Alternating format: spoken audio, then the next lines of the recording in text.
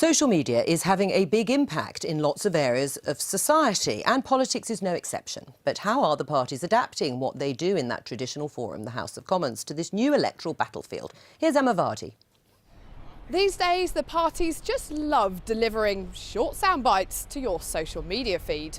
At the election, he told students they would write off their student debt. Then he said, I did not commit to write off the debt. Each Wednesday after PMQs, it doesn't take long for what's happening in there to pop up on here. The Prime Minister needs to understand that it's her policies. And they're getting rather adept at it. Mr. Speaker. Almost every week, Jeremy Corbyn asks a question, which to those watching PMQs might not sound much like a question at all. They have one eye on what soundbites going on Facebook. Staff shortages. And packaged in the right way, it has the potential to get hundreds and thousands of views. Add some bold subtitles, a punchy headline graphic, and share. They're hoping their leader's big moment will go viral. Isn't that an admission that under his captaincy, the ship is indeed sinking? Could they even be pre-scripting the perfect 30-second social media rant? It's time the right honourable gentleman apologised for grossly misleading Labour. I'll leave you to decide. But just look how far we've come. Parliament was once reluctant to even make debates public, before the first radio broadcast of the House of Commons began in 1975. The honourable gentleman to the reply I gave some moments ago. Fast forward to the mid-90s and most newspapers contained straightforward reports of political debates, until that died out. Now this, it seems, is political communication evolving once again.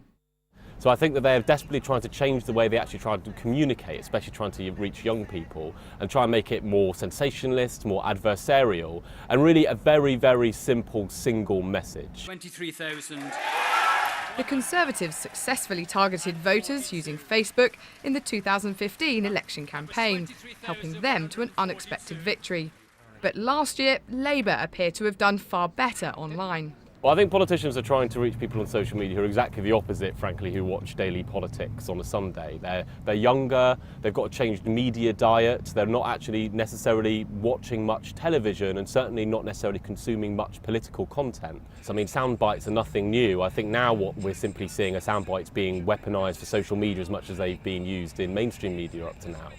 Is it really even worth anything for the electorate in terms of understanding the party or what their real intentions or messages are?